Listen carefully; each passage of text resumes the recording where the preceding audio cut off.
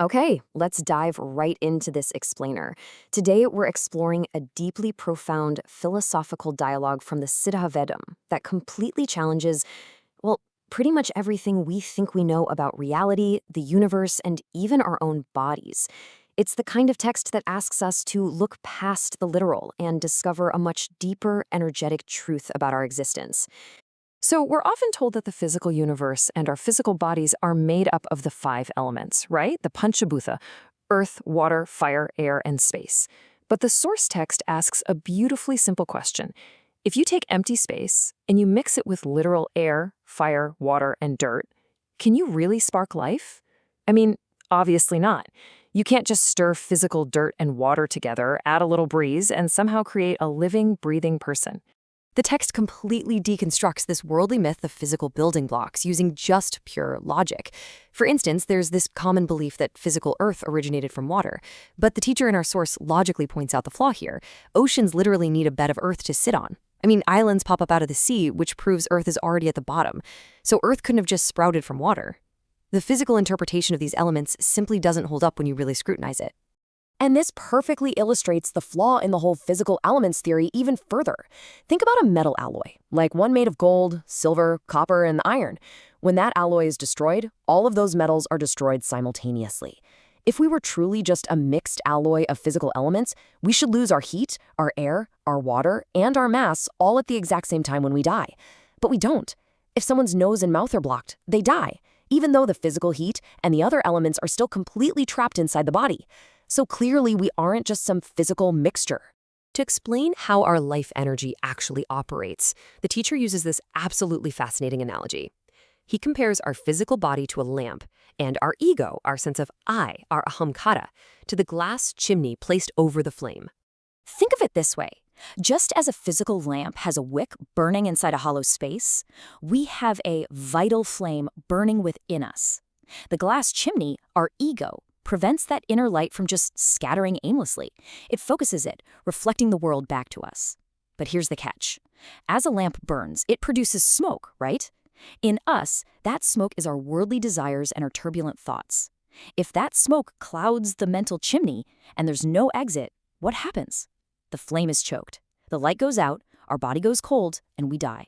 So, the crucial point is this. If we can't create a living being by just mixing literal dirt, water, and air together, and if we aren't just a physical alloy, what is the true metaphysical meaning of the five elements? What are the Panchabhuta really pointing to? Well, the text completely redefines these ancient elements. They aren't external physical matter at all. They are internal psychological and energetic states. Akasa, or space, is actually divine light.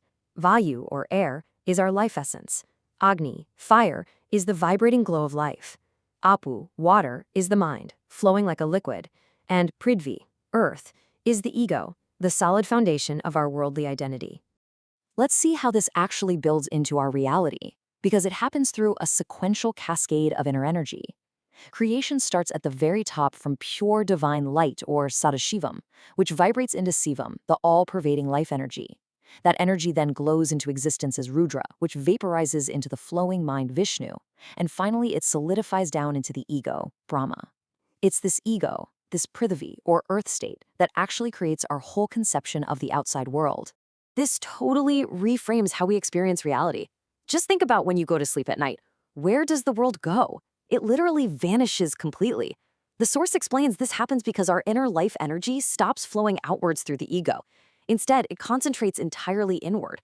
The very fact that the entire universe just disappears for you when your energy pulls inward proves that it's your inner force creating your conception of the world in the first place. This brings us to another massive paradigm shift in the text. There's a moment where the disciple in the dialogue claims to have studied all the great scripts and texts, but the teacher just stops him in his tracks and challenges him with a really sharp question. Have you actually studied Akshara? Like, what do you even think that word means? The worldly assumption is that Akshara simply means the 51 Sanskrit alphabets, the literal letters written on a page or a leaf. But the teacher corrects this completely. The literal translation of Akshara is that which has no decay. Letters and sounds absolutely decay. They fade the exact moment they're spoken. Therefore, true Akshara is not a letter in a book at all. It's the eternal, decayless inner self.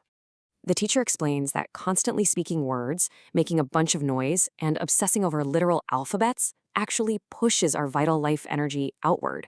And this outward flow of energy leads to exhaustion, decay, and ultimately death. True practice of akshara, on the other hand, is about preserving that vital energy internally. Through stillness, through inward silence. It's all about rousing the vital principle inside of you, rather than just wasting it on outward noise. Which sets up this fascinating, fundamental thought experiment posed by the teacher regarding the origin of our reality. So what comes first? Does the inner world create the outer world, or does the outer world create the inner world? Using a few really brilliant analogies, the text proves that the inner source always precedes the outer. Think about a massive tree. It all originates from a tiny, compact inner seed. Or think about a potter making a clay pot on a spinning wheel. Before the pot can ever have an outside to look at, the potter has to first press his thumb in and create a hollow inner cavity. Even just drawing a horseshoe mark on a piece of paper immediately defines an inside before you can even conceptualize the outside. The inner always comes first. Therefore, this incredibly massive outside world we see all around us actually originates from our very small inner side.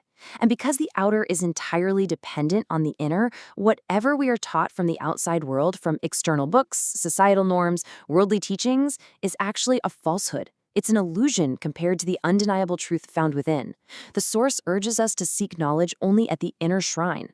To really hammer home the danger of relying on outside books instead of inner experience, the teacher uses this wonderfully playful banana analogy. Imagine someone plants a banana tree, cares for it, harvests a banana, and eats it. Then they write down their experience of eating it on a piece of paper. If you pick up that paper and read it, do you get the satisfaction of eating the banana? No way! Of course not. Yet this is exactly what so-called scholars do. The texts of self-realized masters are just written accounts of their inner experience. It's their eaten banana. But worldly scholars read these texts without ever doing the inner work themselves, so they end up fighting over literal meanings. One scholar reads a text and confidently proclaims, "Ah, the dish is sweet." Another indignantly argues, "No, it is pungent." They're literally viciously debating a meal that neither of them has ever actually tasted.